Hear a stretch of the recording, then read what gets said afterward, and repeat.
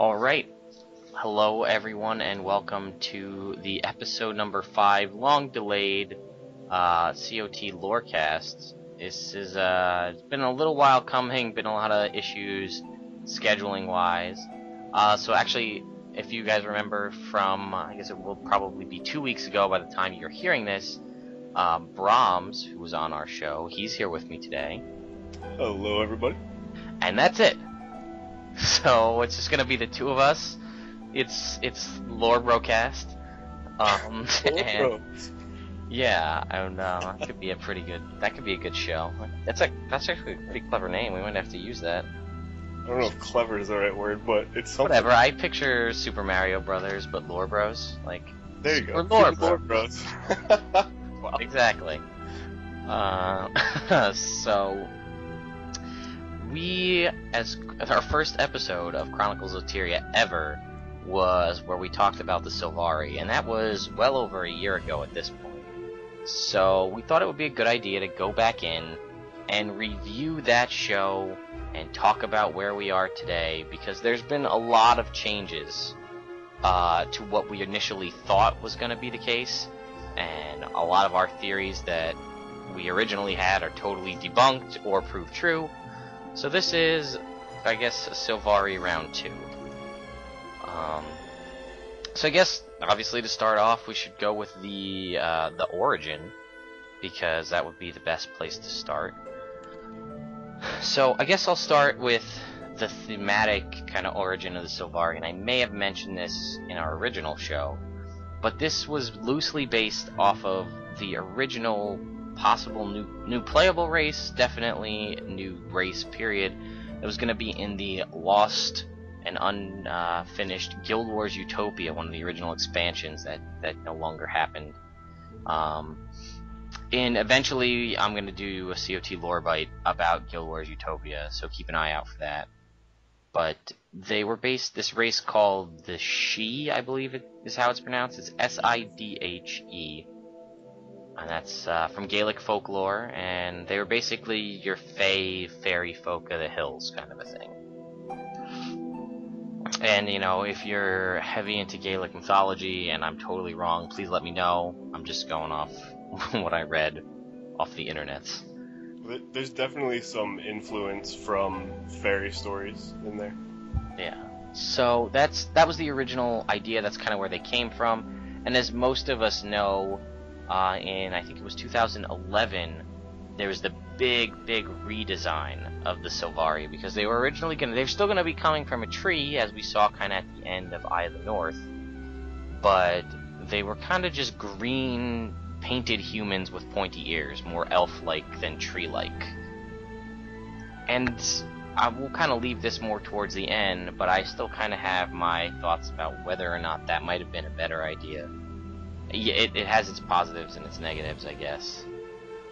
But Bromms and I had a long conversation about this just the other night, so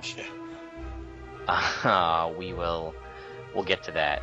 But let's talk about the Sylvari origin from the game itself. And Decimus, the historian, the writer of the Movement of the World, the quintessential guide to what changed between Guild Wars 1 and Guild Wars 2, as put out by ArenaNet, is probably your best bet. So I'm just going to read that verbatim, and we can talk about that after.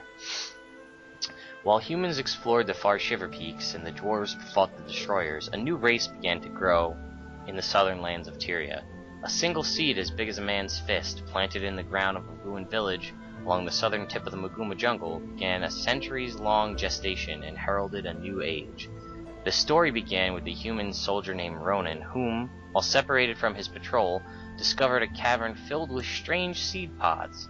This cavern was protected by terrible plant creatures, so he fled, clinging to a single seed to show his daughter when he returned home from war. But upon his arrival, Ronan discovered the Mersat had destroyed his village and murdered his family, leaving only ruined houses and mass graves. In agony, he planted the seed on their graves and swore never to return to battle. Ronan was joined by an aging centaur named Ventari, who had also began to lose hope and peace.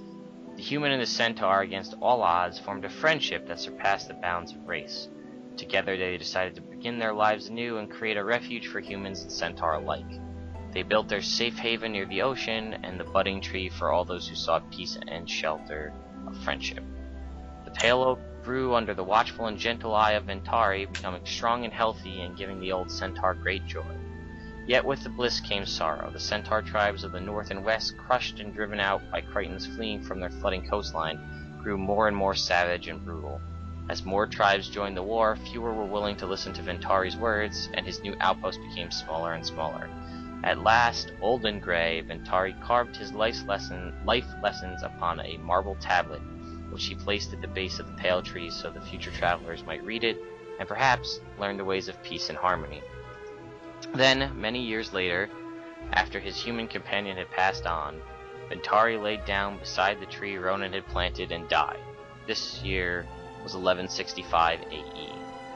The tree, white and sparkling, continued to grow. Over 100 years later, small cocoons appeared among its branches. These cocoons spun out, shifting and eventually ripping open, birthing a new race of people into the world. Fully grown, as if they had wakened from some magical dream, they called themselves the Sylvari, and these firstborn were only the beginning of a widespread emergence, all born from the massive tree. So I don't think there's much more to say about that. I think about the story of Ronan and Ventari, and that, unless Bromms, you think you've got something else you want to add to that? No, there's some speculation as to why the Sylvari took on the forms they did, which I know we'll talk about in a little bit. But yeah, as far as the origin, that pretty much covers it. Yeah, we do have, I guess we'll save this more maybe for key characters or speculation a little later on, but there is evidence of Sylvari coming from a different pale tree, but with the character of Malik, which definitely helped debunk a lot of the original theories that I had in our original show, but we'll save that for later. So I guess next up, we'll just talk about, and this is something I feel we can probably breeze over fairly quickly, because everybody who's played the game knows what a Sylvari, the physiology of a Sylvari, what they look like, but I'll let you take that away. Alright. Well, yeah, I know they've gone through a couple different iterations, but as they stand right now, they look relatively humanoid, as we all know. They do have various features that are very plant-like. From the official website, it says the Sylvari may take a human shape, but a closer look will reveal that their flesh is made of vines and leaves, with foliage and petals in place of hair, and golden sap flowing through their veins. What's interesting, though, and you kind of have to dig into some of the conversations with different NPCs and extrapolate a bit, but the Sylvari don't actually have organs like humans do, but they have internal structures that kind of emulate human organs, so they operate in much the same way, but for instance, like Sylvari can't be affected by illnesses that affect the other races of Tyria, which is one reason why they can't be corrupted by the Elder Dragons. They are born in seed pods, and they're typically more lean and shorter than an average human. It says that their bodies are formed of various plant material like vines, roots, leaves, and branches. And instead of bones, they have stems and vines, things like that. Their gender is interesting because it is determined before they're actually awakened, and they don't really see themselves as male or female, though they do have relevant external biology. I know Reese Sosby talked a bit about it in one of her interviews that she did, and she basically said that they're capable of all of the things that external biology would imply, but they can't ever reproduce. They're always born from their seed pods. Which makes me always wonder why even have the organs, or organ, if you will, in air quotes there. If they can't reproduce from it, why would that even be a necessity? Yeah, it's interesting, and I know they cover them up mostly just to not make the other races uncomfortable. I wondered about that as well. It's kind of strange. I don't know if maybe that's... I almost think that it's more to give them a more humanoid look so that they're not quite as, I hate to say alien, maybe exotic. I don't know. It's strange. Yeah. Yeah, absolutely. But otherwise, I mean, they're pretty much human. They consist in the same type of food as other races. They don't photosynthesize at all. They're affected by alcohol in the same way as other races are. So, yeah. Yeah, it's I'm still kind of stuck on the anatomy thing, because like, oh, I mean, just think about it in a real world scenario. Look at like birds or any kind of reptile or fish.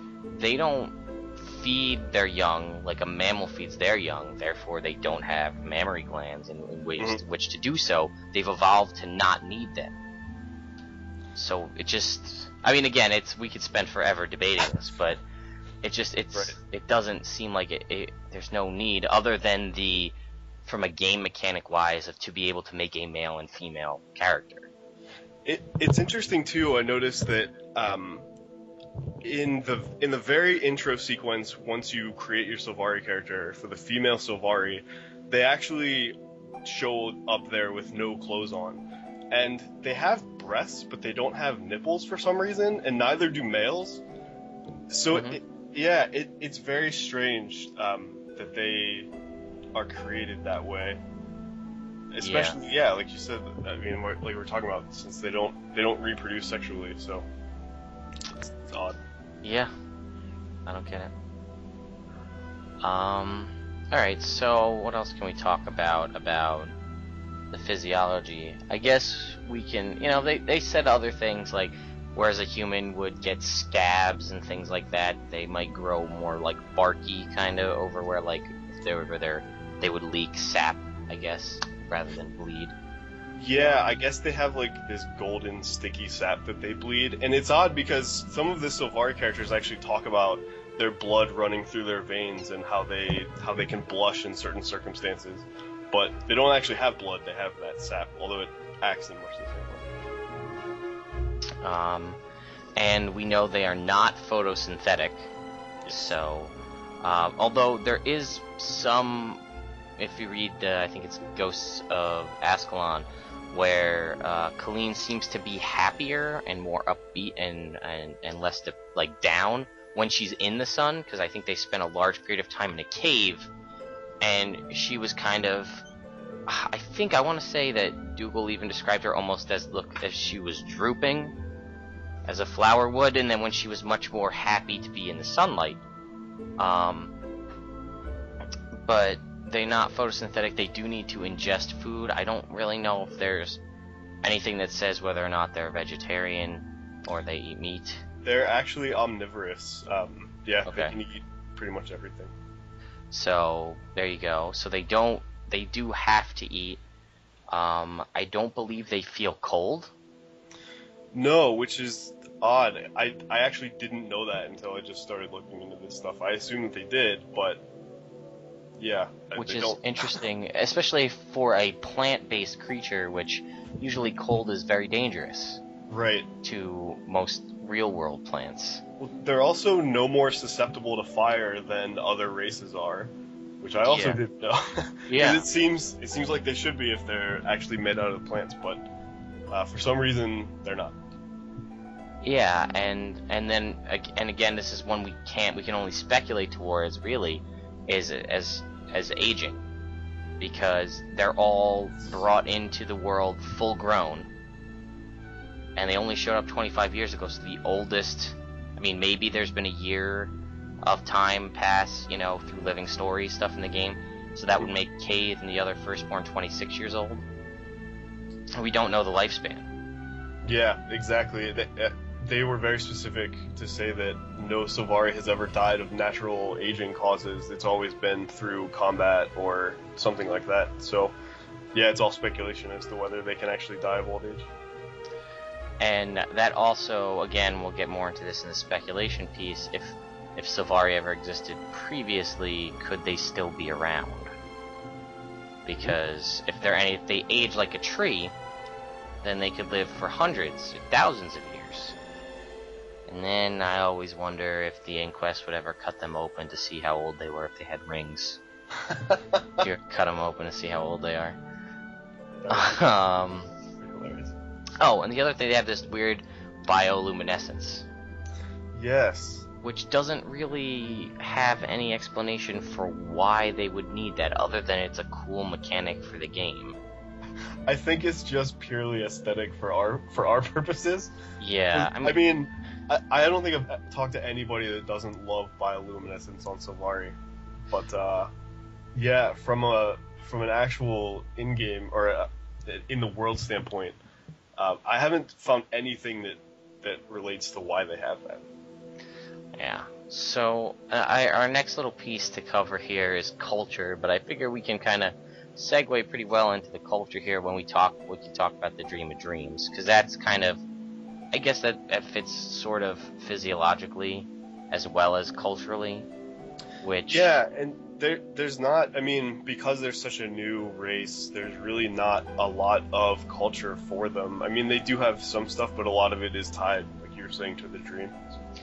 Right, so for those of you, again, who don't know, you get a little bit of a glimpse of the Dream of Dreams when you create your character. They talk a little bit about it. And you theoretically are playing, I guess you literally are playing your character's dream. Mm-hmm. Is your intro mission is the Dream of Dreams, which is not nearly as cool as I had originally hoped. When it was first announced that was going to be our starter mission, I flipped out, and I was a little let down. I do like that there are things that show up there that kind of give you a glimpse of things going on in the world that you can stumble across. I think there are some script in there, and just different things that make sense once you understand how the dream works. I believe there's actually Orion things there as well. Yes. Because I remember in the first time I went in and first saw Orion things, I snapped a picture of it in one beta, because it's like, what? Orion things are here. So, that's cool. I wish there was more Easter eggy stuff in the dreams. If you really spent time looking around, you could find something really cool. Yeah, I think what's interesting about it, and maybe we should kind of describe more what the dream is before we get into all of that, but... Yeah. Yeah, essentially, I mean, it's pretty much what it sounds like. It's a dream that all the Sylvari have before they're actually born. You go through this dream, and so what I found surprising was when we started, it's very much like the real world. It's almost exactly like it actually. It doesn't feel very dreamlike. No. But apparently all of the experiences of other Sylvari are shared through this dream. They basically all funnel back into the Pale Tree, and that affects how these dreams play out. Yeah. Yeah, and it's a very interesting concept, because you know these Sylvari will be born, and it's basically they know much about the world, but they've never experienced it. And I think I've said it before, my go-to experience, or my go-to way to describe this to a person in a real-world scenario is, if you go online or you look at YouTube and you watch videos about how to go swimming, you can fully understand the mechanics of how to swim by reading books on it and watching videos, but you've never actually swam. Right. You've never gone out, you don't know how to swim. You know the idea and what's behind swimming, but you've never actually done it. And that's what the majority of life is for a Sylvari once they come out of the dream. They're imparted all of this general things. They know what a sword is for. They know what an apple is for. They know all of these things, but they've never physically experienced them or used them themselves. Mm-hmm. So that, and again, we can talk more into speculation, but it pretty much gives you a huge leg up as far as reproduction goes over any other race. If you were to try to build an army, your soldiers theoretically are born at full-grown stage with a massive knowledge of what's going on in the world, up to date. Right. As long as another Sylvari has experienced it. And they're immune to most of the diseases and things that affect other people, so they can, yeah. Yeah, so, I guess we can also talk about the Pale Tree, because we mentioned that. So, if you don't know what the Pale Tree is, this is, for better or worse, I guess, the government, if you will, figurehead of the Sylvari, but the Pale Tree is what the Sylvari grow out of, and it's what the whole Grove instance is built all around. And if there is an avatar, which I remember I also lost my shit when I heard that there was going to be a physical way to interact with the Pale Tree when that was announced. And you go up to the Umphalas chamber there to talk to the avatar of the Pale Tree. Well, what are your feelings on that? Because I was not impressed. I actually like it a lot. I know you do. That's why I wanted to get your opinion. So yeah, part of it is because I've done a lot of roleplay up there, but I feel like the avatar is very encompassing of, I think, what they try to say the Pale Tree is. Like, the Pale Tree is known as the mother, or the mother tree to the Sylvari, and I think the avatar is like this golden, very soft and almost motherly figure that exists up there. So to me it seems like an accurate avatar of what they're trying to go with. And she seems to be prophetic to an extent, because I don't want to spoil anything in case you haven't played that far into your personal story, but she's able to see events before they happen, and then they happen exactly as she saw them. So where does that power come from? And it's not like it's a lot of, it's different characters. It's not like it's only Sylvari that she experiences in the future. Right. So it's definitely a feature of the Dream of Dreams. For some reason, which I haven't found any explanation for, the Dream of Dreams covers past events, present events, and future events.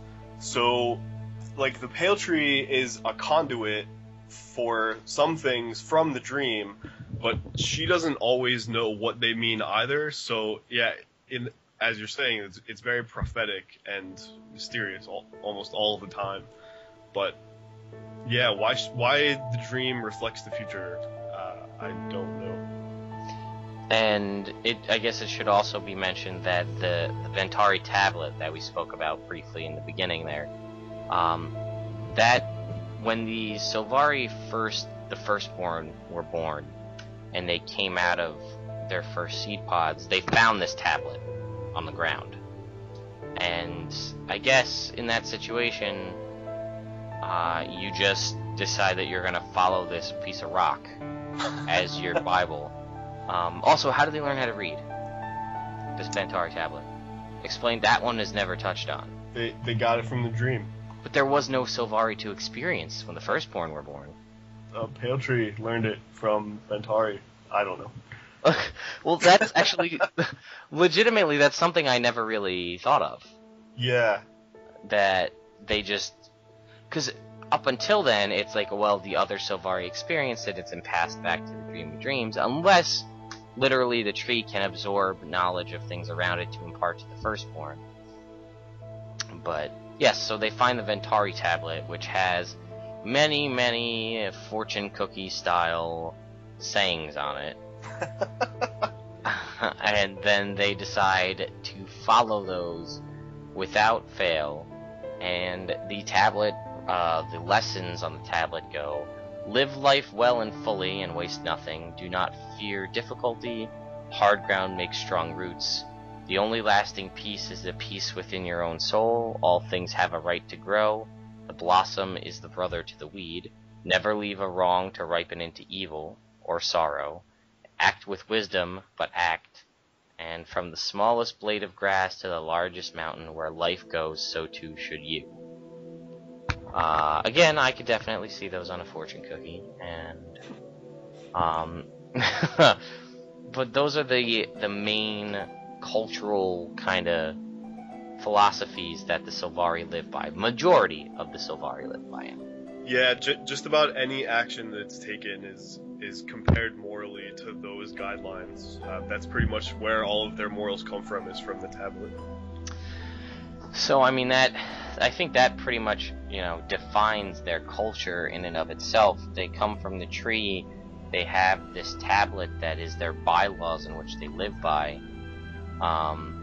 And then, there's what we typically think of most Sylvari is, and I guess we'll talk about Siren later and Colleen later, but they are just inquisitive and overexcited because everything is new to them. Mm-hmm. Unless, you're a firstborn, then it's not so much new to you, but they're usually, for the most part, inquisitive and curious, and that's also sort of dependent. And I you know what? I guess this might just be as good a time as any to talk about the 4 cycles, because that kind of also determines the culture and how Sylvari are, how they are perceived in the world by other players and other Sylvari. Yes. So do you wanna talk about the cycles? Yeah, sure. The cycles are attuned to different cycles during the day. So the 4 cycles are dawn, noon, dusk, and night. And each of those, they're not absolutely what a person is going to be like, but they're sort of a good blanket that encompasses what they're probably going to be like. So dawn Sylvari are typically diplomatic, empathetic. They travel a lot, and they're normally known to be very kind and clever. Noon Sylvari are more warriors and soldiers and adventure seekers. They're often the ones that are first into battle. They're the first ones to take action. They don't like to just sit around and wait or talk. The Dusk Sylvari are the more scholarly type. They're very intelligent. They're more like bookworms. They're into, magic and history and lore, things like that. And then the Night Sylvari are more of the secret and thoughtful, more of the, I guess, the scoundrelly types, if you want to put it that way. Yeah, I get that. I buy that. They're more the Watchers, I guess, is the best way to put it, yeah. Yeah, and again, this is one of the personal story choices you make when you create your character. But, as with most of those at that stage of the character creation, they don't do anything, really. I don't believe. Yeah, I was feel trying like to it's check the to same see if thing that... as the human gods that you picked. They don't do anything. Right. I don't actually think that they affect the storyline at all, unfortunately. I thought they did until just recently, but they don't. Yeah, I feel like the last decision that you make on each one of them really doesn't seem to make too much of an effect. I think what would have been really neat is, we'll talk about these a little bit more, but there are firstborn associated with each of these cycles. They're called luminaries. And I think it would have been neat if the luminary explained during your prologue what your cycle meant and kind of what you should expect as this type of a Sylvari. But yeah, and I think more again, we'll discuss this more later, but more heavy interaction with your luminary would have made more sense. Because that whole concept of luminary and all that is just kind of wasted in my mind. Yeah. It's not really touched on too much. Alright, so let's see, culture. Oh, I guess the other thing would be the way they interact with the Elder Dragons is they kind of have this belief that they are there for the sole purpose of defeating the Elder Dragons. They're put on Tyria to fight the Elder Dragons. Right. At least those that believe in the Dream of Dreams, or so it seems. Yeah. I don't know. What else do we have? Anything else for culture? Or we want to move on to the next little bit. No, I think there is one other thing, and a lot of their ideals could kind of be compared to like medieval chivalry. They're very into the whole nobility aspect and honor fights and things of that nature. And I don't know if that's something that they've picked up from other cultures, because they do assimilate quite a bit from other cultures. But yeah, obviously they also bounce everything off of the Ventari tablets. All right, and I guess we could kind of. And we kind of talked. I guess we didn't really talk about romance either. We can talk about that a little bit. That, yeah, I know. It's they do practice romance. They do have lovers, but again, as we discussed earlier, there is no ultimate goal to produce offspring from this romantic relationship because they can't do it. So. Right. And it's regardless of gender. They don't see, and again, like we said, they don't really see the gender too much. So it's more of a spiritual thing. And even species too, I've noticed. It's, to me, what I gathered out of the interactions I've seen with various Sylvari is that they're very uninterested in what something looks like from the outside, but they're very concerned on who that person is or what they're like on the inside. Okay. Yeah, they are. It's definitely much more of a spiritual kind of connection than an actual physical, obviously, through the lack of any, ultimate goal from this relationship. I was glad to see that some of the main characters, like Cave, for instance, and actually a bunch in the main story, they're very open about their romances with either gender. Mm-hmm. And I know that's been kind of an issue in some games, especially here in the United States. But it's nice to see that they just are carefree about that kind of stuff, and they don't care about gender at all. It's just, if you love somebody, you love them, so whatever. Yeah, and I guess the last little bit for the culture would be we can talk about twins real quick. There's not much other than there is that one personal storyline that can talk about twins, but. Did you want to... I guess I'll just give it a little bit of an intro, and then if you've got anything. There can be twin Sylvari, and this is where two Sylvari come from the same seed pod. And while they are still connected to the dream, like other Sylvari, they have a deeper kind of empathic connection with one another, similar to what it's believed with, in real life, with how certain, they say certain twins can feel when, like, the other twin is hurting, they can feel it, kind of a thing. Right. And, I don't know, is there much more that came... I haven't played that storyline in quite a while. No, that's pretty much it. I mean, the twins in that storyline are very different in their personalities, but it seemed to me like the point of that storyline was to show that Sylvari could be twins, which is really cool. I like that they exposed it in that way. I feel like it gives a good setup for the RPers out there. Yeah, especially people like me that like to make characters look the same because there's only one face that they like. Yeah, yeah, that's a whole one. I guess we could have talked about that in the physiology. More limited, and most Sylvari seem to look the same, as if they only had access to 12 faces. 12 face options, yeah. Alright, so we talked about the Dream of Dream, but that kind of leads us into the kind of dark, shadowy, negative side of the Dream of Dream. It was with any dream, you can also have nightmare. Right. And this starts in the dream. And I'm gonna read this little line here because I feel like this is pretty much sums it up. Within the dream is a nightmare tugging at the heart of each Sylvari. And some are much more susceptible to this than others. Obviously, our characters, as per the story, are much stronger than this and can fight against the nightmare to come out as, eventually to be the heroes of Tyria. But this will lead into the Nightmare Court, which I'm going to let Bromms talk a little bit about here. Which is a whole faction that kind of embraces this nightmare concept and breaking from the dream and the Ventari tablet. Yeah, it's interesting because we'll talk about I think it's Kadarin. I don't know exactly how you pronounce his name. I think it's Kadarin.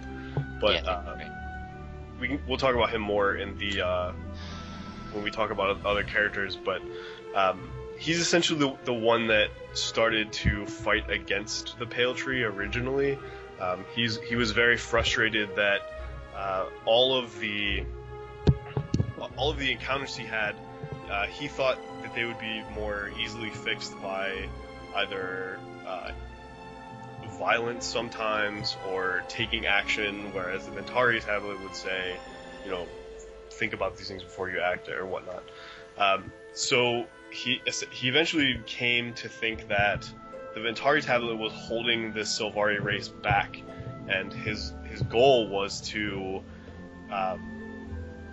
essentially turn the Pale Tree toward Nightmare so that they wouldn't be bound by this moral code that was created by somebody 200 years ago. Not even a Sylvari either. Right, exactly. So the Nightmare Court basically exists to perpetuate negative feelings, nightmares, fear, things like that, in an attempt to twist the Pale Tree into essentially gaining freedom from this very rigid moral code. They're interesting in that way because they actually have a fairly valid point in some of their ways, but their execution is rather questionable. Yeah. That's why I've always found them as the most interesting, because it's very clear that the negative, the evil faction, if you will, for all of the other races, with the exception of maybe the Sons of Svanir to an extent, they're evil. No ifs, ands, or buts about it. They are evil people. The Flame Legion, evil. Inquest, evil. Humans, I guess it's the Bandits. We don't really have a good one. Yeah. No, we don't have that evil faction. But, evil. And, I mean, the Sons of Svanir are evil, but it's just kind of the Norn mentality to just kind of let them do their thing, as long as they don't start causing problems, but as we know, they do, so they're evil. And while there's no doubt that the Nightmare Court are indeed evil, and again that's proven through their execution of their means, the purpose, the ultimate purpose of them is not evil. It's actually, I mean, I don't want to say noble, but kind of almost. Yeah, it's a goal that I think is easily sympathized with, because while the Ventari tablet has a lot of good wisdom in it, I don't know that it applies to all situations, and you also have to think that the world back then was probably, well, it obviously was different than it is now, and not all of those things apply in the same ways. But yeah, the way they execute these type of things, and just to back up a bit, as we were saying before, the Sylvari are all connected through the Pale Tree to the Dream. So if a Sylvari has negative emotions, it will reflect those. So what the Nightmare Court does is they try to capture Sylvari, particularly newborn Sylvari, and torture them, inflict pain upon them, so that those negative feelings get transferred back to the Pale Tree, and it basically increases the amount of negative feelings in the dream. Yeah, it's bad.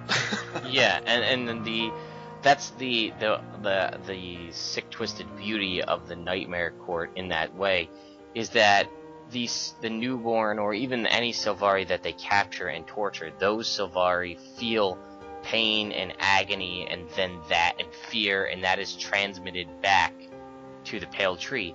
But on the same flip side of that coin, they are also inflicting the pain and the agony, so you're getting hit from both sides with double negative emotion going back to the Pale Tree. Yes. So they're really doing their best to optimize that. And if they'd only, I feel like if they just made a political stance about it, rather than trying to just torture people into this, rather than like, hey, like you have your Sylvari uprising, your social civil war within the Sylvari, not this, weird torture factory. You might get more people to try to do that. And I mean, you'd still be linked to the dream, but you could try to break free from the tablet. I think, that's ultimately where I think a lot of people break with the Nightmare Court, is once you start getting into the whole torture thing, it's much more difficult to sympathize with them at that point. Like, well, you had a point, but you're killing and torturing people, so no, not really anymore. Yeah. Yeah.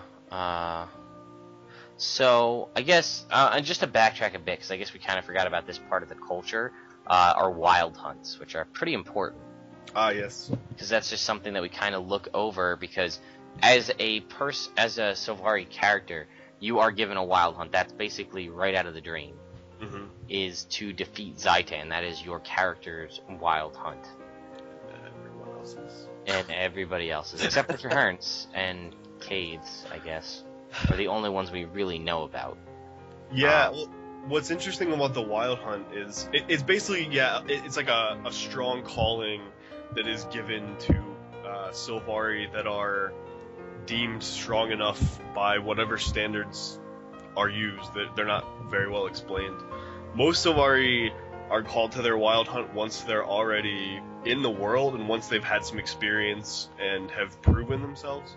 Mm-hmm. But yeah, with our characters, we start with ours, which is very rare. Yeah, unless you're Sylvari in Guild Wars 2. Right. Then everybody has that same wild hunt. But yeah. So that's just a little piece of the culture that is fairly important to the Sylvari that are lucky or unlucky, depending on how you look at it, to be chosen for this great honor. Yeah, the wild hunts there's a wide variety of things that they can be. Like, our characters is to kill Zaitan, which is a huge thing. But they could be as simple as just protecting the grove from enemies, or finding an artifact somewhere that has something to do with Sylvari. I hesitate to say history, but you know what I'm going with. Yeah. Yeah, they don't have to be these big, extravagant, year-long things, but in our case, they are. Which also makes me kind of wonder, what if Kaderan's wild hunt, which I assume is given by the Pale Tree, but as far as we know, what if the wild hunt was to be evil? You know what I mean? Like a nightmare hunt kind of a thing? Like, yeah. Your true calling was to try to liberate the Pale Tree from the Ventari tablet. Well, you bring up an interesting point, because in some of the things that I've read, the nightmare is stronger in some Sylvari than in others. And there's one Sylvari in the game, I forget who, it might just be a random NPC, but he basically says that in his whole dream before he was born was a nightmare, and he was essentially forced to be a Nightmare Court member before he was even born, which is interesting, because why would the Pale Tree happen? Yeah.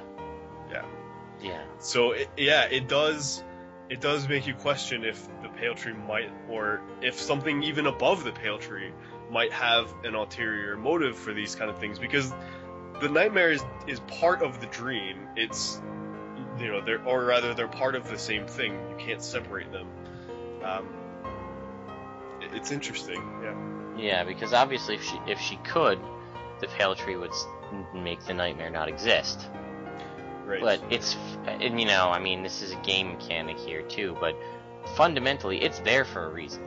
They wouldn't have the ability to glimpse nightmare, unless there was a reason for it. I mean, maybe that is what it is. Maybe it is to start this civil war, Sylvari versus Sylvari. Who knows? Yeah, we should maybe save that for. Yeah, we'll get there. There's so much there. Yeah. All right. So let's see. What else do we have on here? We kind of just talked all about the Nightmare Court, and I guess I'll just briefly kind of go over the government. We pretty much just touched on it, most of it anyway. Yeah. The Pale Tree is the queen, air quotes there, who kind of rules over everything. Although it's just an avatar, the tree is actually a tree, the living tree itself. And the Firstborn kind of seem like they kind of have a lot of say. I mean, we did mention we have the 4 luminaries for each cycle, which are kind of the leaders and theoretic mentors for those who who graduate into a specific cycle. I know the firstborn are revered because they have a closer tie to the mother tree because they've been here longer. Right. So a lot of the more pressing issues are all pushed up to the firstborn to deliberate on. Right, and then the only other thing I guess maybe is there's wardens, which are kind of like the police force, I guess you would call them. Yeah, they're I hate to just put them in this blanket, but they're like the city guard essentially. Yeah. But they're cooler than that because they're Sylvari, for me anyway. But that's essentially the role that they play. They guard the grove from intruders, and yeah, they're like a police force essentially. Yeah, and they're one of the rare cases where a Sylvari will take a title as opposed to just one singular name, as most Sylvari do. They refer to themselves as Warden, whatever their name is, because typically they don't do surnames, because they're all part of the same family. Great.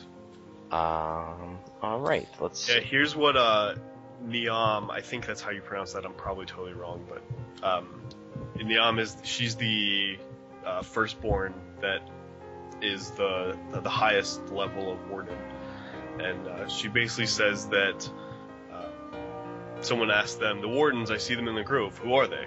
She says, they're honorable friends dedicated to protecting the grove from any who would harm the Sylvari or the Pale Tree. Yeah. So there you go, the wardens. Let's see, what else do we have to talk about here? Oh, sorry. No, go ahead. I was saying, there's also gardeners and menders. The gardeners are the Sylvari that actually shape the way that the city gets built. Okay. Which is interesting. Oh, right, because it's technically a living tree. Yeah.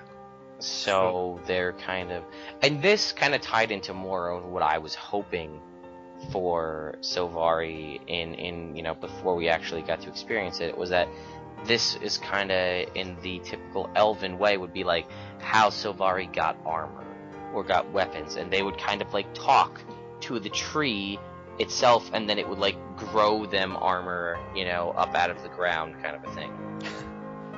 Like, I thought that would be a much cooler kind of a thing, them shaping their armor and their weapons and their homes and things like that from the tree itself, and maybe through these gardeners and mender type people. But right, the menders are like the Sylvari doctors, because the Sylvari, obviously, like we talked about, they don't have the same physiology as other races, and so any Sylvari that has to be healed will go to one of these menders. Yeah, that's their job, is just to heal the Sylvari. Alright. So I guess if we had history on there, I guess we'll let you talk about that, but I don't know how much there is that we haven't already covered. Yeah, I mean, you pretty much covered it all in the origin. Because they're such a new race, they really don't have much of a history. I mean, the oldest Sylvari are 25 years old. That's not a whole lot of time for significant things that happen. So most of their history is being played out now, with the fighting against Zaitan and things like that. Otherwise, I mean, the firstborn were a pretty big and significant part of that. Do you know what iteration of generation they're on now? Because I know there were second generation, which is, they came like 5 or 6 years after the firstborn. Yeah, I don't think we know, because it's just assumed that they've been. I know at some point, or there is lore written somewhere, that it was a lot slower going in the beginning. Yeah. But as the dragons started to ramp up, and there's more dragons awakening and more dragon activity, the rate at which the Sylvari were produced from the tree has grown significantly faster. Right. I don't think we have. That would be a question if anybody gets to talk to any of the developers that work on the lore, nice question to ask is, do we know what generation our player characters Sylvari are? Because I'd be very curious to know. Yeah, likewise. So I think that probably covers it for history. Yeah, there's one other faction, just to step back a bit, that we haven't really talked about, and that's the Soundless. Right. And Soundless are super cool, and I think they're, to me, the most interesting type of Sylvari, because they kind of breach that gap where the Nightmare Court leaves with how evil they are, and they still separate themselves from the Pale Tree for different reasons, but they don't do the evil things. So essentially, the Soundless are Sylvari that, for whatever reason, either their dreams were too overwhelming, or they just didn't feel the same emotional connection with the tree that other Sylvaris do. They take themselves into isolation, and eventually they just sever their connection with the tree entirely. And so I guess they're the most human-like in that respect, because they're left to their own devices. They don't have any more empathetic connection with the dream or the nightmare. They're just Sylvari. Yeah. Yeah, and that, I feel like that would be what should be, because you're severing your connection to the Dream of Dreams, which is basically like severing your connection, in my mind, to the Pale Tree, which it is. Yeah. Which I feel is also a decent way to separate yourself from the Ventari tablet. Yes, very much so. So, if there was going to be a civil movement, they would be the ones, I feel, but they kind of seem to be isolated. There's a small number of them that they just don't want to be bothered. Well, that's the thing is, I know that like most other Sylvari feel very nervous around them because they can't feel that connection. But to me, it would seem like if a group of Sylvari was eventually going to free themselves from the whole Ventari tablet thing and kind of rise up as an individual people, it would be the Soundless. But because they're so isolationist, even though they have a small city in Caledon Forest, and I'm sure they have smaller cities elsewhere, but they don't seem like the type to form bigger societies, so who knows if that's actually going to do anything or not. Yeah. So I guess next we're going to do is we're going to talk about some of the key characters, and then we'll talk about speculation. That'll probably get mixed in pretty heavily between the two because there's a lot. So I guess we should probably start with the Firstborn Sylvari. They're probably the most important other characters outside of ourselves. So, Yes. Alright, let's talk about, let's see. We're not even going to talk about Cave. Because everyone knows Cave, I think. Probably. If you're watching this and listening to this on iTunes or watching on YouTube, and you want to know, and you know you're watching this because we're talking about Sylvari and you play Sylvari, you know who Cave is. Yes. Just real quick, she's a former member of Destiny's Edge, mentor to the player character in the vein of Gridlock Brimstone or Logan Thackeray.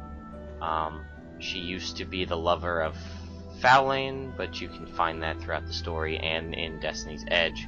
But we'll talk more about Fowlane because she's more interesting, in my mind. I agree. So that's Cave in a nutshell. So, let's go with Ryanok, I think, because he's got the shortest story. We'll get him out of the way. Unfortunately.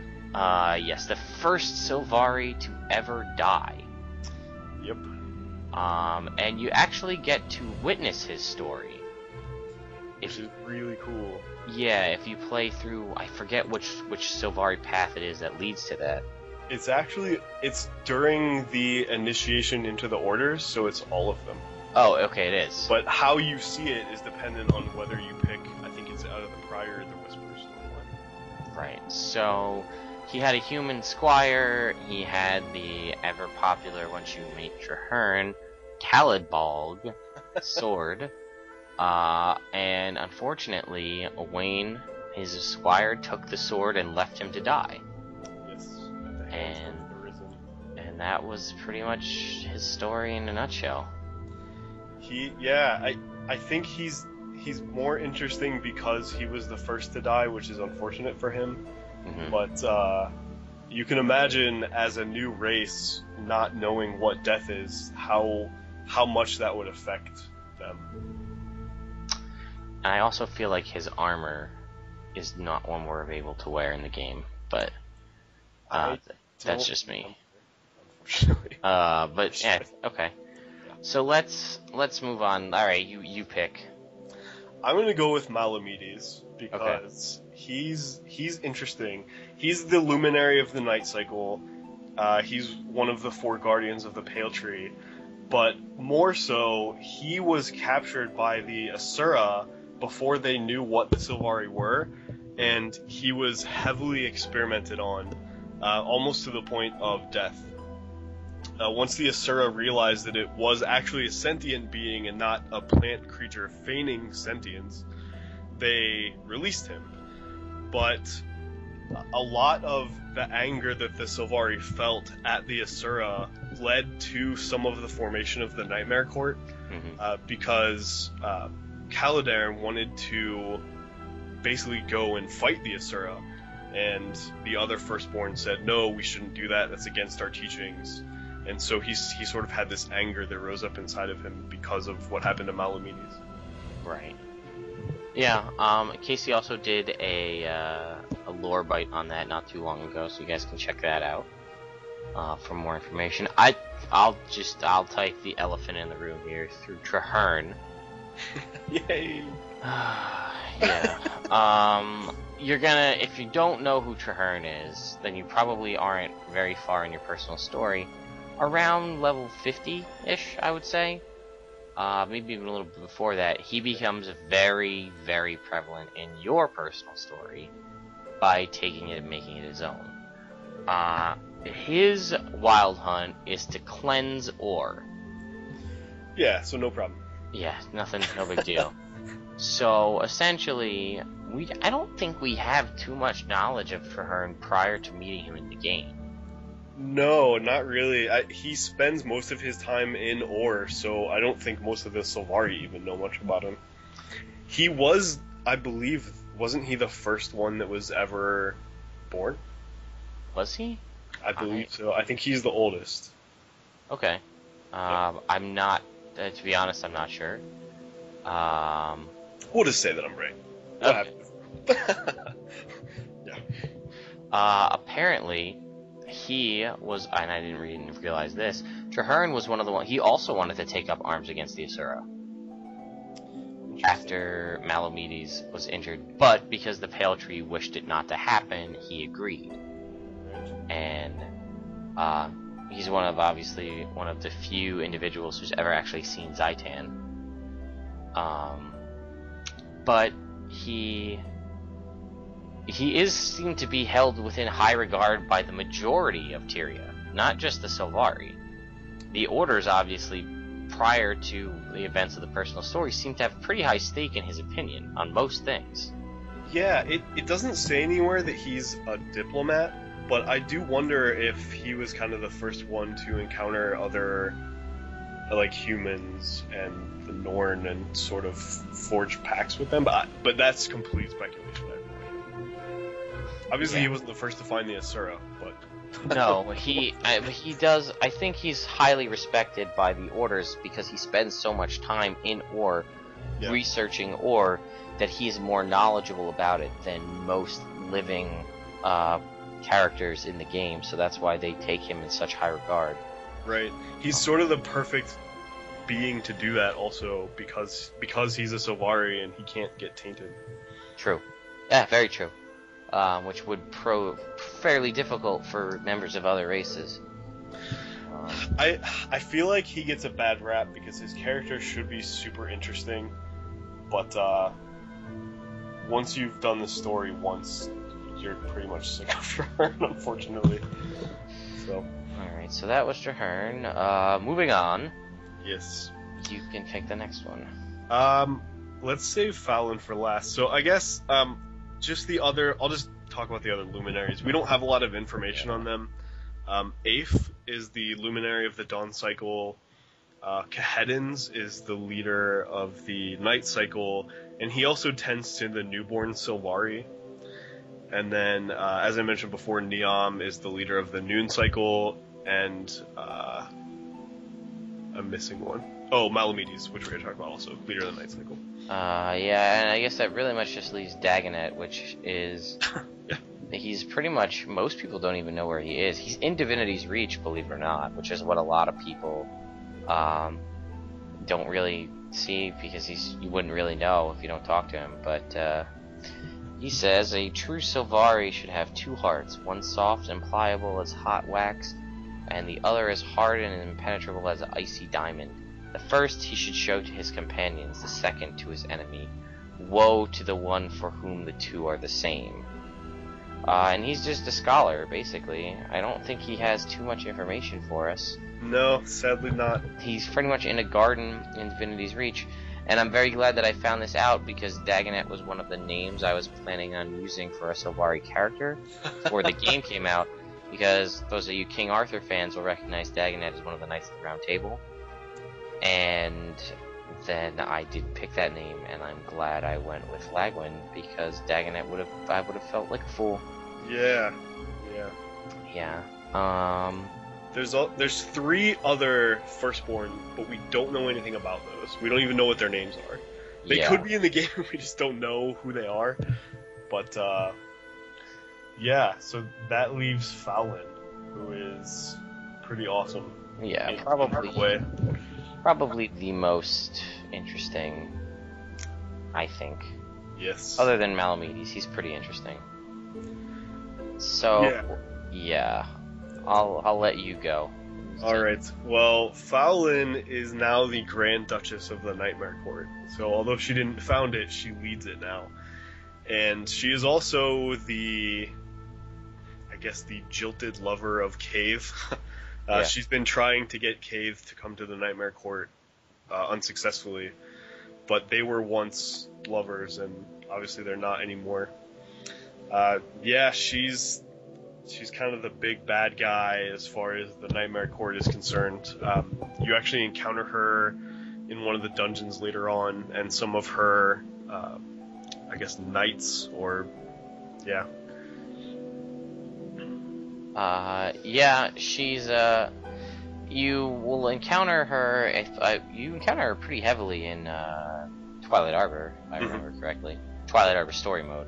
Yes. And she's also prevalent in Edge of Destiny, the Guild Wars novel, as well.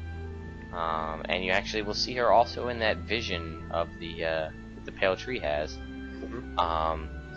But yeah, as Bromms said, she wasn't the leader originally, but do we ever get the reason as to why? No, and I looked for it all over the place, because they don't say, at least if they said somewhere, I didn't find it, because I really wanted to know, but I couldn't find it anywhere. Yeah, we know, like you were saying, we know the reason they're not lovers anymore, Cave and Fallon, is because Cave would not go to Nightmare, and Fallon wanted to, so that happened, and then that's when they split. Right. Although she did show compassion, and I won't spoil... Actually, you know what? No, we spoiled that Edge of Destiny when we did a whole review on it. But spoiler alert for those of you who haven't read it and are planning to read it. When Cave is almost dying from... Well, here you go. Almost dying from poison. Cave, in the book, Cave is almost dying of poison. Okay. Fallon removed it and took the poison into herself, rotting her right arm. Like, making her arm all rotted, basically. I forget what poison Cave. I don't remember. I thought it was Devourer poison. I forget. So, there you go. Totally disproving Bromms earlier in the show. But I guess that's... I don't know. We don't have much more for Fallon, unfortunately. She's super interesting. Yeah, I imagine we'll hear more from her down the road. Yeah. It'd be unfortunate if we didn't, because, like we've been saying, she's a super interesting character. I think that there's a lot more to explore with her, and especially with the Nightmare Court, so hopefully we get to see more of her. But as far as the Firstborn go, she's one of the more prevalent and one of the more interesting. Yeah, so let's talk. I feel like we talked about him a lot. We need to talk about Kaysee or whatever his name is. Yeah. He's one of the second-born Sylvari, and he was the original. He's the founder and original leader of the Nightmare Court. Yes. So, as we kind of mentioned, he wanted to attack the Asura after Malamudi's encounter with them. But everybody else was all about peace, and he said, this is stupid, they attacked us, we should fight them right back. So, let's see. I do remember, I think he was one of the original people waking up from the Secondborn, and because there was no Firstborn there, he assumed that he was Firstborn. Because it happened 6 or 7 years or so, like we said, after, and it was a while before, all the Firstborn were out exploring the world. So they were alone, and he just assumed that he was one of the Firstborn, basically. I feel like his character is almost set up to fail, which is kind of what we talked about a little bit ago. But yeah. In ways, I empathize with him a lot, because he wants to do what's right, even though what he thinks is right might not be the right way. But he basically wants to take action against people that are doing wrong things, and he's constantly told, no, that's not our way, you have to do it this other way. And so eventually he gets sick of it, and there's a short story that Reese Sosby posted up. I think it's just called Dream and Nightmare. But he tries to talk to the Pale Tree about what to do, and tries to convince her to move away from Ventari. And she basically shuts him down and doesn't respond, so he's left on his own. And it's at that point, it seems like he finally just breaks and says, my people are being subjugated by this, so I'm gonna fix it. And his real goal is to see what the Sylvari are capable of without being guided by these outside forces. Mm. Yeah, and like we said before, he is scorned and jealous of the other members because the Pale Tree shut him down, and he's doing the only really cause left he has, and that's, forming the Nightmare Court. And if she won't agree or even talk to him about breaking from Ventari, then he's going to do it himself by force if necessary. Well, he's actually still alive, and you encounter him in Twilight Arbor also, right. Which is interesting because that means that he founded it, but somehow, like we were talking about, Fallon took over. I don't know if it's because she was Firstborn or what, but yeah, you actually get to encounter him. Yeah, I believe he's one of the champions, and I don't do Twilight Arbor that often, so...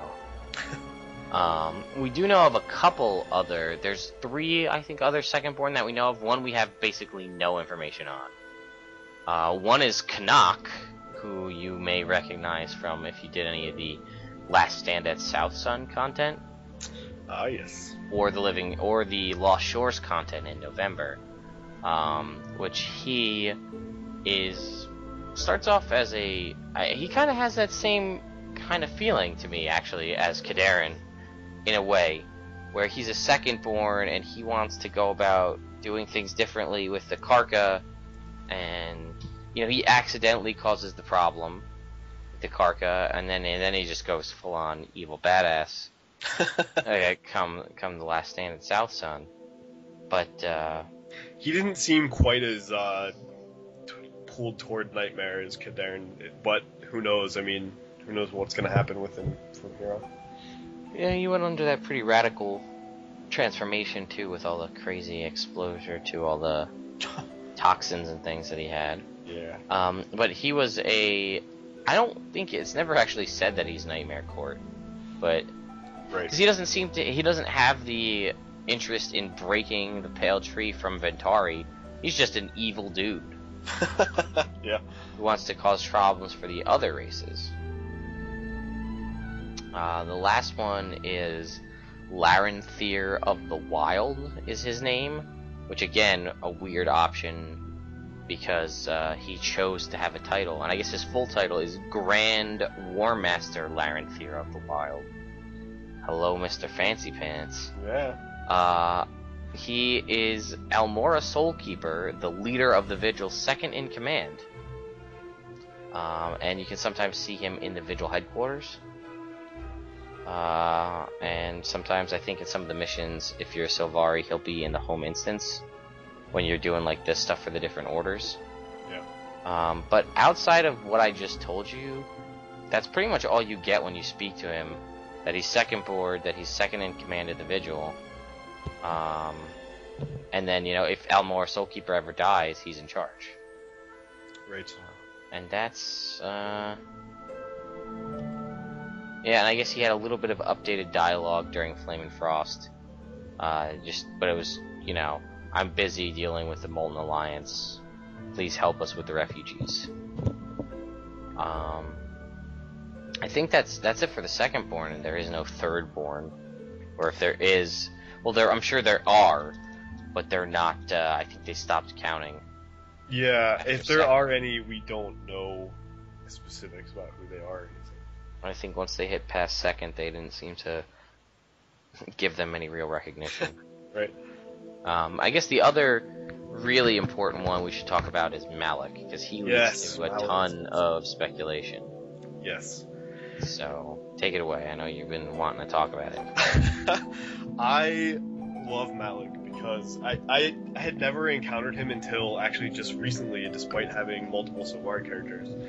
And when his whole thing broke, where he's actually discovered out in the Brisbane wildlands, and he's not from the Grove Pale Tree.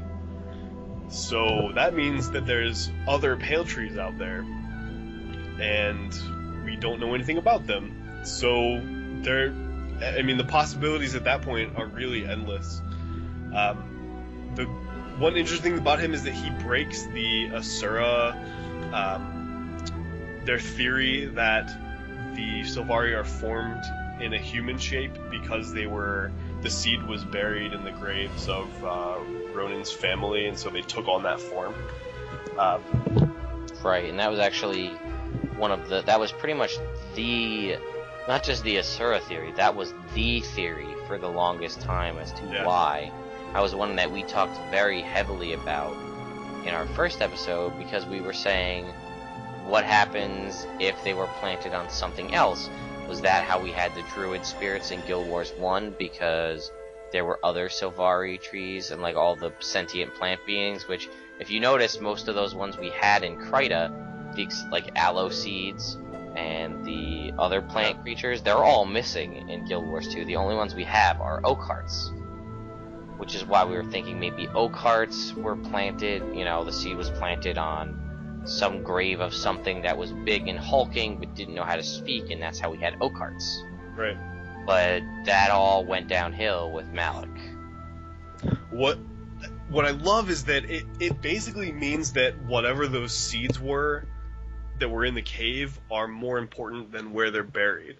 Right. So somehow the seeds that were in the cave got dispersed to other places, and Malik doesn't remember anything about his past, but he goes searching for it essentially. So I so badly hope that we get to find out more about that later. Yeah, it's he's a pretty interesting character. We know he has absolutely no connection to the Dream of Dreams that these Sylvari do, which obviously would make sense because he's not from this tree, but he has no connection to any dream whatsoever, which means, is this Pale Tree the only one that has this kind of a thing? Does his tree something completely different? Do they not what happens? Did he just wake up and then he's like a baby? A full-grown baby? Like, we don't know. Right. Well, it's weird because when you first encounter his storyline, the Nightmare Court are searching for him because they call him the Harbinger. So somehow it seems like they knew he was coming.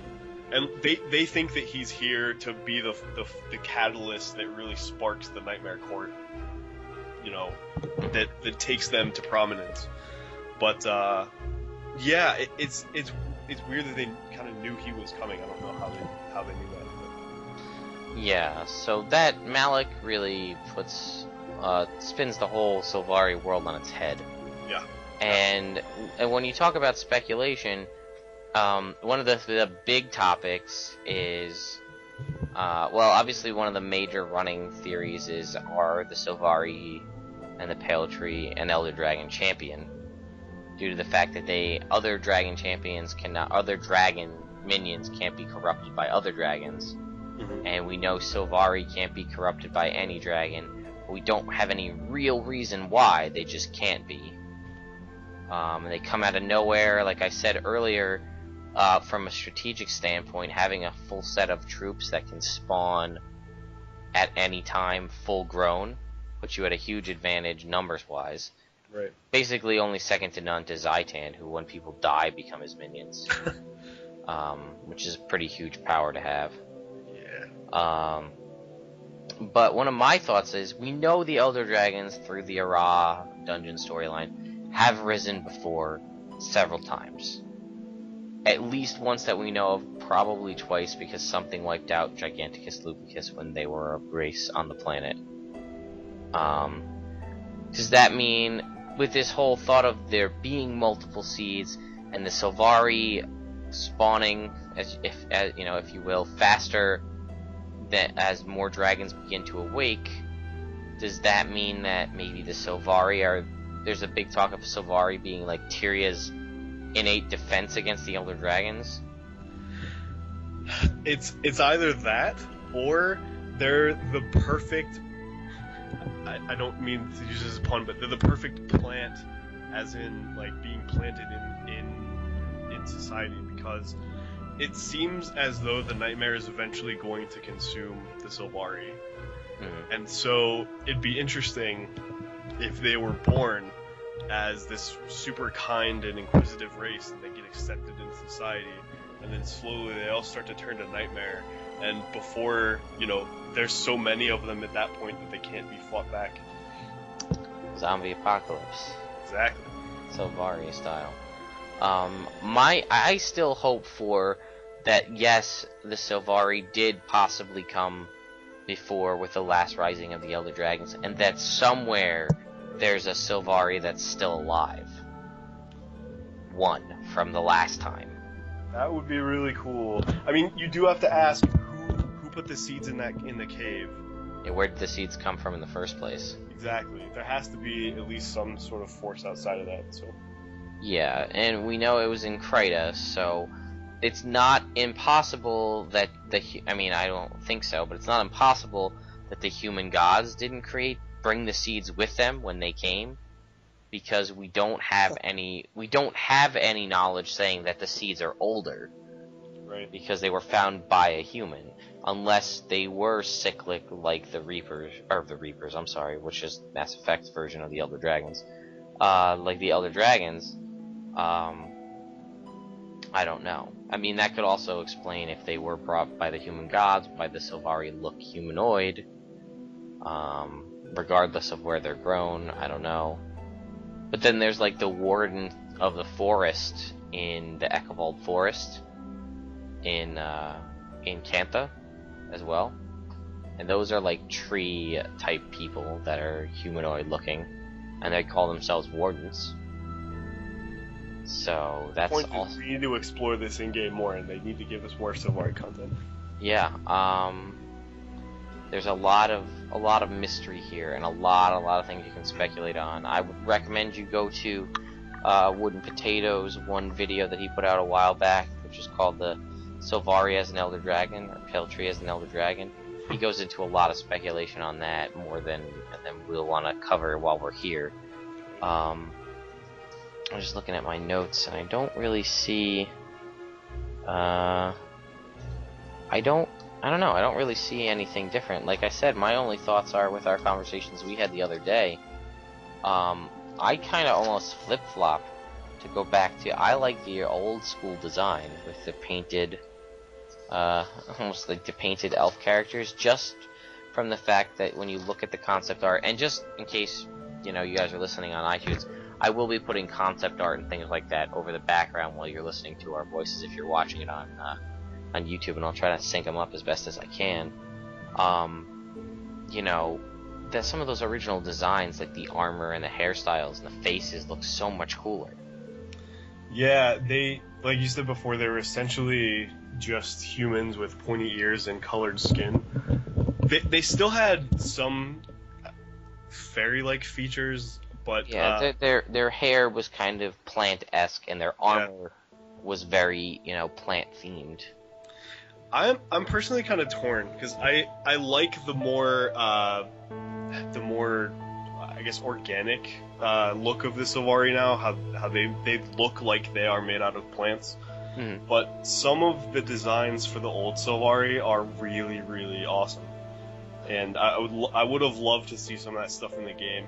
So I also think part of me is still, and we've talked about this and I've mentioned this before, cynical that if they didn't do this redesign, which when you look at it, all they did was add more plant-esque bark-like features to the body and change the face a little bit and remove hairstyles and faces.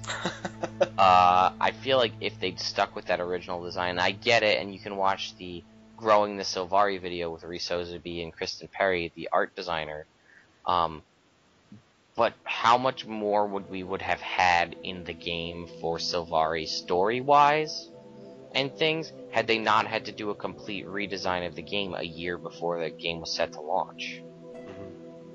And that's why I feel, again, why we didn't have Sylvari till the 3rd beta weekend, why we still only have 9 hairstyles and 12 faces or whatever, vice versa.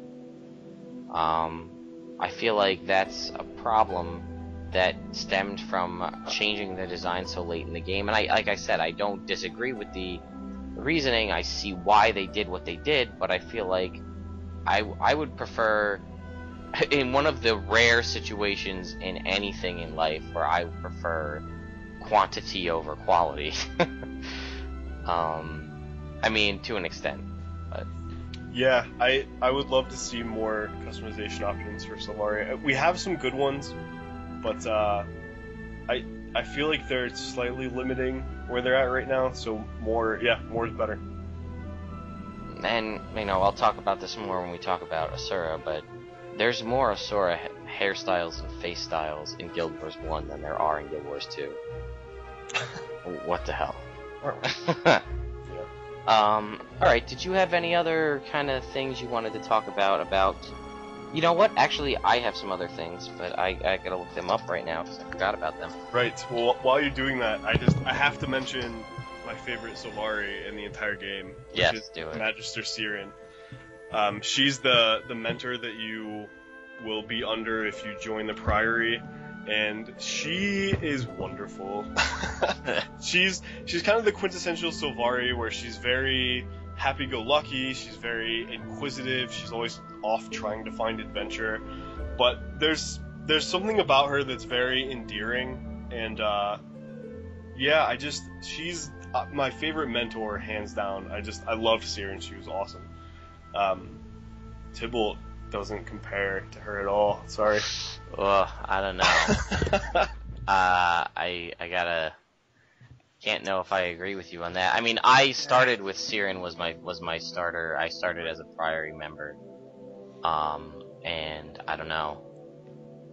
Tybalt, I feel like I don't know. Either way, we can both agree that they suck in comparison to whatever the hell the other guy's name is. The War Master Norn. The guy. Right. That's the Vigil guy. I'm trying to look up... Well, I can ask you this while I continue to look up what I have here. Let's get your impressions comparing what... Prior to the game, we all had how much excited we were for... how excited we were for the Sylvari to come out. We all had these grand illusions for what we were going to see in-game. How does what happened, now here we are a year later in the game, how do you feel that your original idea of the Sylvari versus what we actually have experienced and played in-game, how does that compare? Yeah, it's a good question. I really didn't read a lot of Guild Wars 2 info until about a year before the beta started.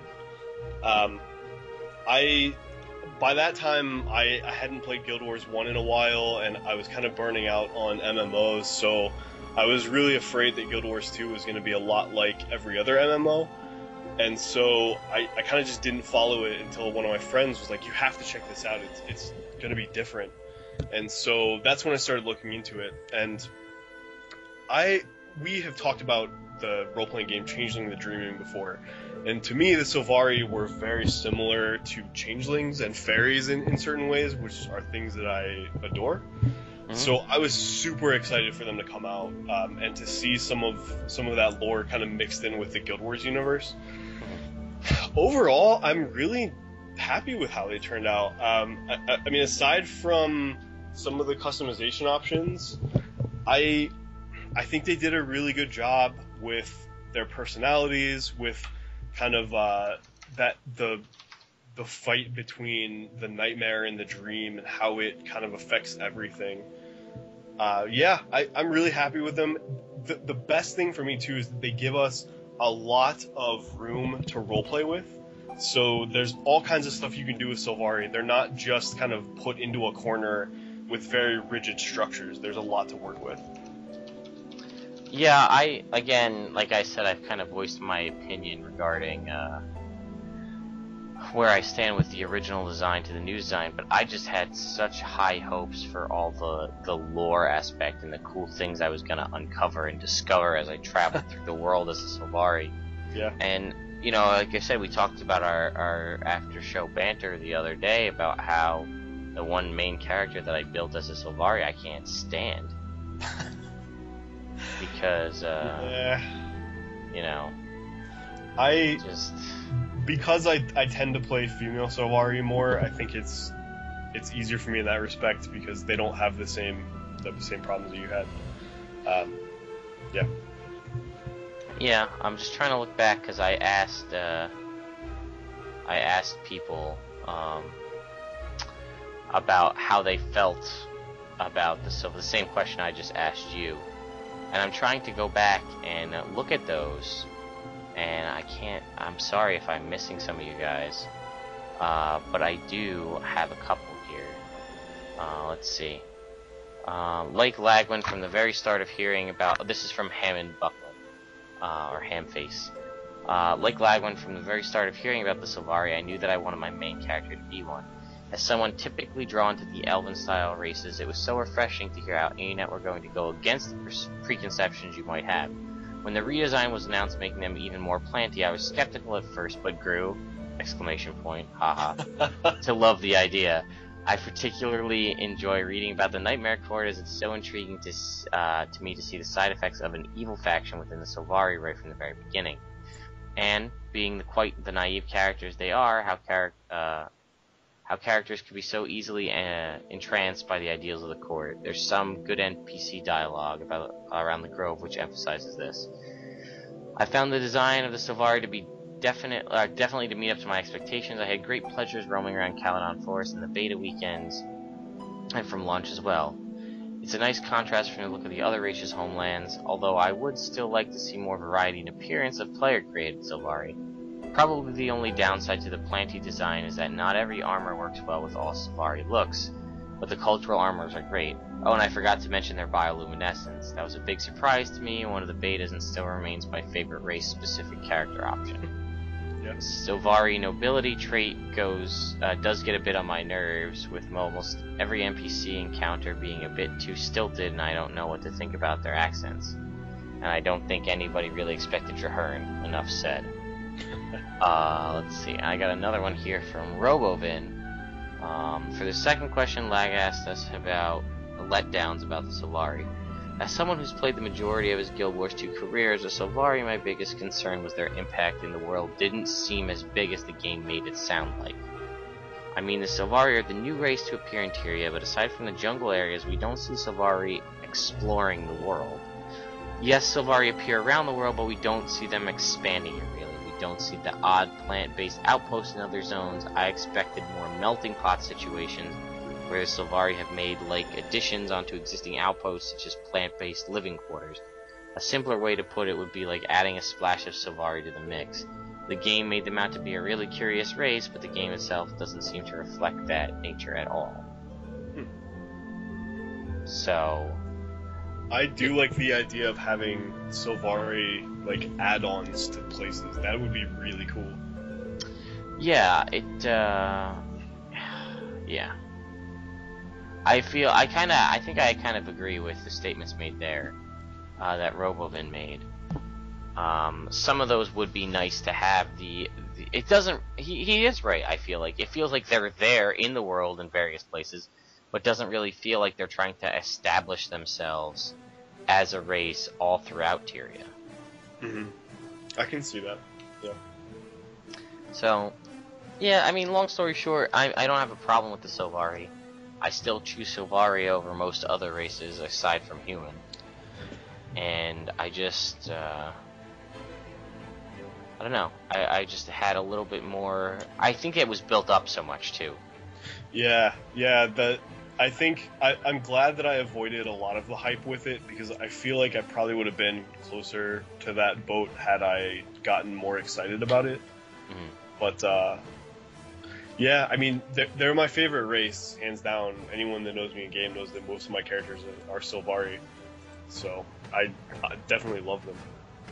Yeah, so it's, like I said, I'm trying to see if I have any other ones from you guys out there. Oops, don't do that. What the hell am I doing? Delete all emails. Yeah, that's pretty much where I was at, so... alright, yeah, I think we're probably gonna wrap it up here, guys, because I just can't imagine much more to touch on. If you guys have anything else that you would like to mention, we'll talk about it on the next show. We might have Bromms back for the next couple shows. Actually, for a while, Naveen, I mentioned I was going to talk about this. I'll probably mention again on the podcast. Naveen wants to take a break for the summer. She's enjoying time off spending with her son and her husband when he's around, and I don't blame her. Who spends time with their kids? Seriously, right? Guild Wars first, come on now. So Bromms will be your Naveen replacement here on the Lorecast with us up until probably the end of August, assuming he's down for that. Yeah. Yeah. Okay. And then hopefully Kaysee will be back. I was trying to get her on here, couldn't get a hold of her. So hopefully we can get her back next week. But yeah, we're still planning on releasing the Lorecast on Wednesdays. That should give me enough time to do the editing. Lore bites are kinda in limbo. If I can get one done tomorrow, I'll do it. But I have to see what other people are doing. If you are a fan and you'd like to submit lore bites to us, let us know, and I will post them on our YouTube page as well. If you have other questions about the Sylvari you would like us to try to answer, either email us at hosts@chroniclesoftyria.com or post them on the YouTube video down in the description box. Or if you have other things you'd like to comment on about your experiences between Sylvari then, a year ago, and Sylvari now, let us know. So, Bromms, do you have anything else you want to say before we close it out? Nope, I'm good. Alright, so for the 5th episode of the CoT Lorecast, I'm Lagwyn. I'm Bromms. And we'll see you next time. See you.